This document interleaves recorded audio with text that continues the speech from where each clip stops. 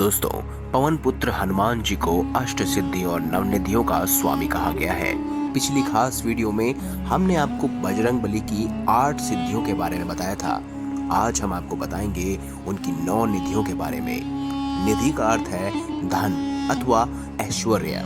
तो ऐसे में आपको जानना जरूरी है कि आखिर भगवान हनुमान जी की कौन सी हैं 9 निधियां। तो चलिए शुरू करते हैं। लेकिन वीडियो में आगे बढ़ने से पहले अगर अभी तक आपने हमारे चैनल को सब्सक्राइब नहीं किया तो सब्सक्राइब जरूर कर लीजिए। दोस्तों, कहा जाता है कि हनुमान जी की ये 9 निधियां उन्हें माता सीता ने वरदान स्वरूप दी थी। तो चलिए दोस्तों जानते हैं कौन सी हैं ये 9 निधियां।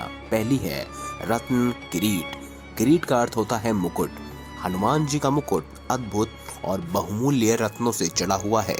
इसके समान मूल्यवान और ऐश्वर्यशाली मुकुट संसार में किसी के पास भी नहीं है। औरों का क्या कहें, यहाँ तक कि स्वर्ग और देवताओं के राजा इंद्र का भी मुकुट इससे अधिक मूल्यवान नहीं हो सकता।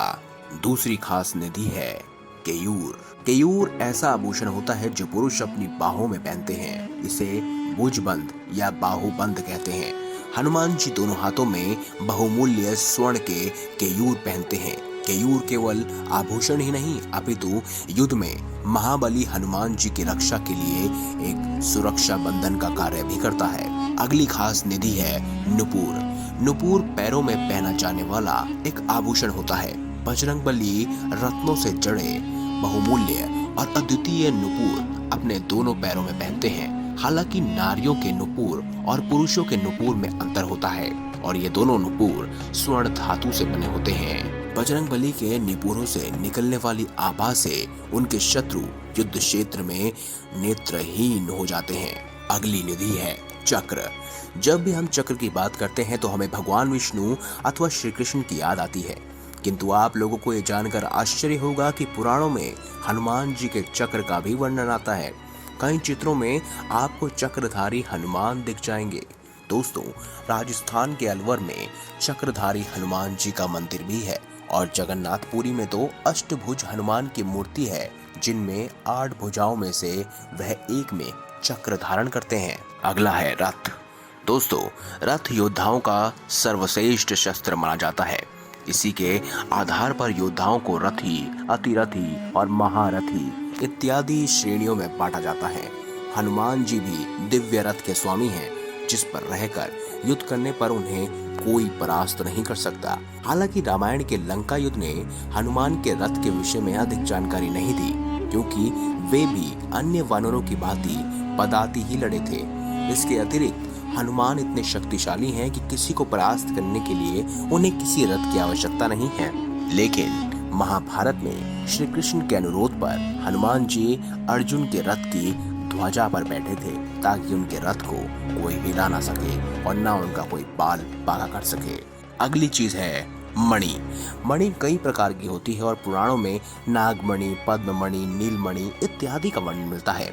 हनुमान जी संसार की सबसे बहुमूल्य मणियों के स्वामी हैं। महाभारत के तत्युत सभा में युधिष्ठिर ने अपने पास रखे धन का वर्णन किया था, किंतु उस समस्त धन का मूल्य भी हनुमान की मणियों के समक्ष कम है। और हनुमान जी के पास कितनी मणियां हैं इसके बारे में कोई नहीं जानता। खैर, वो अजर अमर हैं। उनके पास सृष्टि की हर प्रकार की मणि होंगी, चाहे वो सूक्ष्म हो चाहे वो बहुत ही ज्यादा मूल्यवान हो। निधि है भार्या। दोस्तों, वैसे तो हनुमान जी को बाल ब्रह्मचारी कहा जाता है किंतु पुराणों में हनुमान जी की पत्नी सुरुचला का वर्णन आता है। सुरुचला सूर्य नारायण की पुत्री थी और सूर्यदेव से शिक्षा प्राप्त कर पुत्री से विवाह करना पड़ा था। कुछ ऐसी शिक्षा थी जो केवल गृहस्थ व्यक्ति को ही दी जा सकती थी। जब सूर्यदेव ने हनुमान को उनके ब्रह्मचर्य कारण उन विद्याओं को प्रदान करने से मना कर दिया तब विवश होकर हनुमान जी को विवाह करना पड़ा ताकि वह सूर्यदेव से पूर्ण शिक्षा प्राप्त कर सके। अगली निधि है गज। गज वैसे तो प्राणी है किंतु उसकी गिनती दुर्लभ निधियों में होती है। श्री गणेश के धड़ पर महादेव ने गज का मुख लगाकर उन्हें जीवित किया। समुद्र मंथन से प्राप्त हुए दुर्लभ निधियों में से एक है गजराज ऐरावत। गज को गौ, सर्प, मयूर के साथ हिंदू धर्म में 8 सबसे पवित्र जीवों में से एक माना जाता है। हनुमान जी गज निधि को उनके बल के रूप में देखा जाता है।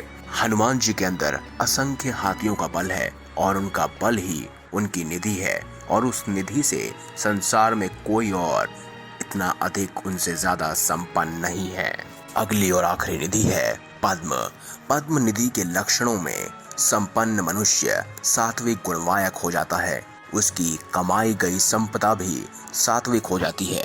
सात्विक तरीके से कमाई गई संपदा पीढ़ियों को तार देती है। इसका उपयोग साधक के परिवार में पीढ़ी दर पीढ़ी चलता रहता है।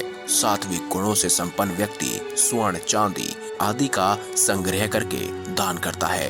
यही सात्विक प्रकार की निधि होती है जिसका अस्तित्व साधक के परिवार में पीढ़ी दर पीढ़ी बना रहता है और ये पद्म हनुमान जी को प्राप्त है। तो दोस्तों, आज हमने आपको बताई 9 निधियां।